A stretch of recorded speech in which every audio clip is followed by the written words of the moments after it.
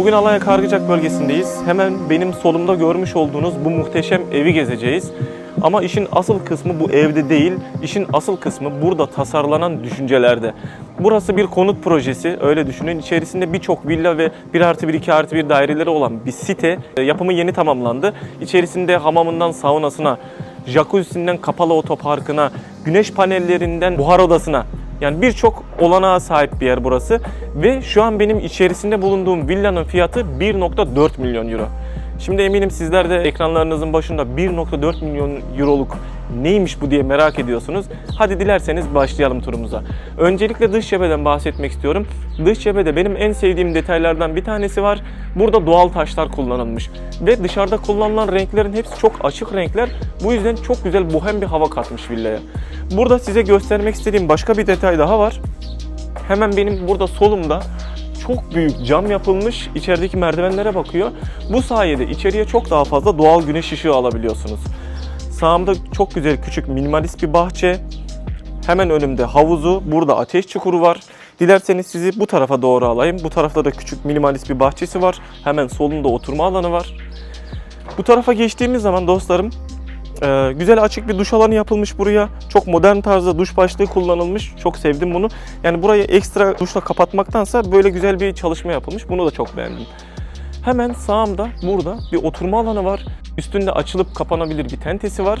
Çok beğendiğim detaylardan bir tanesi de burası. Hani yeni bir araba alırsınız da koltuklarındaki şeyler çıkmaz ya, naylonlar. İşte bu da tam olarak öyle bir şey. Sıfır ayarında. Dışarıdaki size bahsettiğim doğal taşların hepsi burada da görülüyor. Burada daha da güzel görünüyor aslında. Yani çok bohem tarza getiriyor bu villaları. Dilerseniz içeriye girelim. İçeride neler bizi bekliyor? Hadi bir de oraya bakalım. Şimdi dostlarım, villanın içerisine girdik. Girişte hemen benim sağımda beni çok güzel bir vestiyer alanı karşıladı. Şimdi hemen bu kısımda sizin dikkatinizi bu renge çekmek istiyorum. Villanın genelinde ahşabı bu renklerde kullanmışlar. Daha açık bir renk. Bu yüzden içeriği çok daha aydınlık ve ferah hale getirmiş. Geçiyoruz. Hemen sağımda çok güzel bir banyosu var. Gayet geniş, ortak kullanım alanı bir yer burası. Hemen bunun yanında da bir depolama alanı, kiler şeklinde kullanabileceğiniz bir alan var. Girelim ilk yatak odamıza. Ben içerideki renklere bayıldım. Aşırı güzel renklerde. Şimdi kiremit renkleri kullanılmış, krem renkleri kullanılmış. Size dışarıda gösterdiğim ahşap paneller burada da kullanılmış.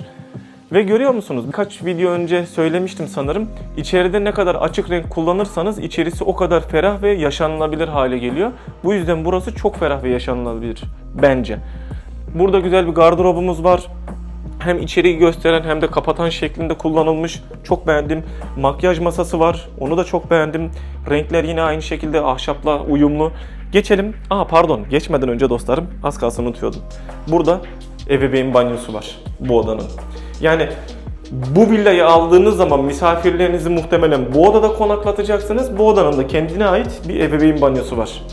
Güzel detaylar. Bunların hepsi çok beğendiğim şeyler. İsterseniz hemen tekrardan sizi giriş kısmına alalım. Şimdi geçtik. Burada 6 kişilik çok güzel bir yemek masası kullanılmış. Masanın yüksekliği, avizenin masaya olan yakınlığı, burada kullanılan renkler aşırı güzel. Yani kaliteyi eminim siz de ekranlarınızın başında hissediyorsunuzdur. Burada gösterilen kaliteyi. Ve ayrıca dediğim gibi burada çok fazla cam olduğu için bu villada içerisi inanılmaz aydınlık ve ferah hale gelmiş. Hemen villanın kuzey cephesinde, güney cephesinde çok güzel camlar var. Burada koridor var. Şimdi biraz sonra göstereceğim size. Koridordan, merdivenlerden yukarı çıkarken bile büyük camlar var. Geçiyoruz mutfak alanımıza. Mutfak gayet kullanışlı, gayet geniş ve büyük. Buraya çok büyük buzdolabı için bir yer yapmışlar. Buzdolabınız geniş de olabilir. Bu yeni çıkan geniş buzdolaplarından buraya sığar mesela. Ardından mobilyalar, dolaplar falan her tarafı çevrelemiş. Burada ankastre seti koymuşlar. Burada da güzel bir tezgah alanı kullanmışlar. Yani mutfakta genelde kadınların vakit geçirdiğini düşünürsek burada çok keyifli vakit geçirebilirsiniz. Ben şu an bu zamana kadar gezdiğim en aydınlık, en ferah villaların bir tanesinin içerisindeyim diye düşünüyorum. Çünkü her yerde cam var. Buradan hemen soldaki bahçeyi, oturma alanını görebiliyorsunuz. O da çok güzel bir detay. Sizi şöyle oturma alanına doğru alayım birazcık. Oturma alanda yine Kiremit renginde bir puf kullanılmış ortada. Güzel bir orta sehpamız var. Aynı girişte kullanılan renklerde. Ve çok güzel yumuşaklıkta bir oturma grubumuz var. Bunu az önce herhalde biz oturunca bozduk. Şöyle düzeltelim. Bizi kovmasınlar buradan. Sonra şey oluyor, sıkıntı oluyor. Çok güzel. Bunun rahatlığını sizin için bir deneyeceğim. Son zamanlarda müşterilerimizle çok fazla mobilya mağazası geziyoruz.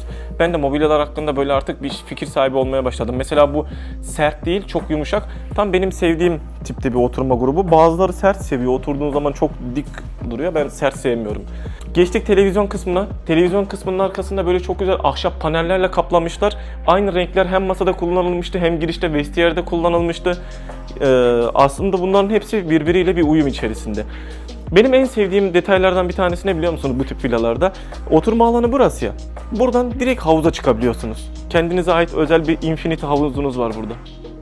Aşırı güzel ya. Çok güzel değil mi şu manzara, şu ambiyans? Yani insanın baktıkça böyle içeride kalası geliyor. Geçtiğimiz zaman bu tarafta yine 2 kişinin kullanabileceği koltuklar yapılmış. Bunların da bir rahatlığını siz değerli izleyicilerim için bir deneyeyim. Bak bunlar da çok güzel. Oturduğun zaman böyle içine gömüyor, yani seni böyle alttan tuttuğunu hissediyorsun. Güzel detaylar bunlar. Avizeler çok güzel. Ve bu villada çok güzel merkezi klima sistemi var. İki tarafa konulmuş alt kata tavandan direkt aşağı doğru klima üflüyor. Gayet güzel detaylar bunlar diye düşünüyorum. Dostlarım, villanın giriş katı burasıydı. Bakın unutmadan size hemen şu merdivenlerden de kısa bir bahsedeyim. Sonra yukarı kata çıkalım birlikte.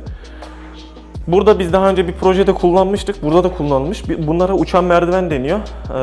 Demir bir profille buraya bağlı. Çok sağlam, aşırı sağlam ve inanılmaz yük taşıma kapasitesi var. Aslında böyle göründüğü zaman, yani bu bazen ben düşünüyordum ilk gördüğüm zamanlarda, kırılır mı, insan taşır mı falan. Bunlar çok güçlü demirlerden yapılmış. Ve az önce dış cephede size bahsettiğim o devasa camlar da buraya gelmiş ki doğal güneş ışığını çok daha fazla içeriye alalım. Her yerde çok güzel detaylar var. Yukarısı muhteşem dostlarım. Hadi gelin yukarıdaki yatak odalarına bakalım. Orada bizi neler bekliyor.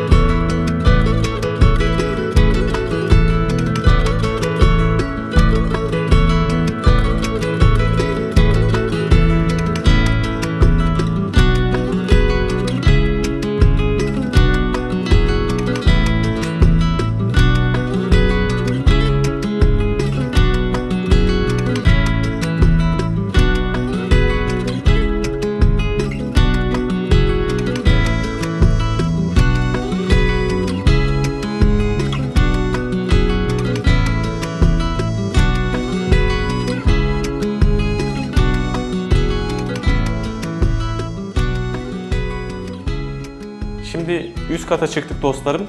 Burada bizi güzel bir gece holü karşılıyor. Bu katta 3 adet kendine ait giyinme odası olan, ebeveyn banyosu olan yatak odamız var. Girelim bu yatak odasına. Bizim Kaan'la beraber en sevdiğimiz yatak odası burası. Çünkü renkleri çok güzel. Kaan bayıldı, burada da yatabilir. Bu arada Kaan dediğim gibi Orta Doğu'daki en iyi kameramanlardan birisi. Profesyonel çekimlerde bana sağ olsun yardımcı oluyor. Şimdi yatak odasına girdiğimiz zaman dostlarım, burada yatak başlığı tabandan tavana kadar gidiyor. Çok güzel renkler kullanılmış. Mesela buradaki yastıkla arkadaki yatak başlığının rengi birbiriyle çok uyumlu. Bu detayı da çok sevdim ben burada. Hemen arkamda ise güzel bir balkonu var. Ve onun arkasında muhteşem bir Akdeniz manzarası var. Biz şu an yaklaşık denizden 2,5-3 kilometre, sanırım daha fazla değil mi? 4 kilometre kadar bir uzaklıktayız. Benim mesafe ve sayı algım hiç yoktur. Kusuruma bakmayın bu yüzden. Yaklaşık bir 4 kilometre kadar uzaktayız. Yani bu villayı alacak kişilerin kesinlikle araç sahibi olması gerekiyor diye düşünüyorum. Burada çok güzel bir makyaj masası yapılmış. Yine aynı... Dur, bende şey gitti. Bir an... Neydi lan, duvarda değil de yatak başlığı. Burada çok güzel bir tabure kullanılmış. Yine de yatak başlığıyla aynı renkte. Bazı detaylar birbirlerinin hepsiyle uyumlu hale gelmiş. Hemen geçelim. Burada giyinme odamız var. Çok güzel. Şu kapıyı kapatalım. Giyinme odasının size genişliğini göstereyim. Yine merkezi tip klimalar var. Giyinme odası gayet geniş. Yine burada da içi gösteren, içerisi led lambalarıyla çevrili bir gardırop yapılmış. Güzel detaylar bunlar. Geçelim buranın ebeveyn banyosuna. buranın ebeveyn banyosuna girdik. Ben gezdim. Bütün ebeveyn banyolarında, daha doğrusu bütün banyolarda kullanılan seramiklerin rengi aynı. Dolap kapakları aynı.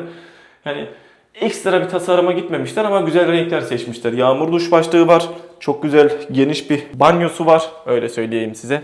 Duş alanı var. Hemen kapıyı açayım, çıkalım. Bu arada burada akıllı ev sistemi var. Ondan bahsetmeyi unuttum. Çatısında güneş panelleri var. Ondan da bahsetmeyi unuttum. Kanalıma abone olmalısınız. Ondan da bahsetmeyi unuttum. Diye böyle ince şakalarla kimseyi güldüremedim ya.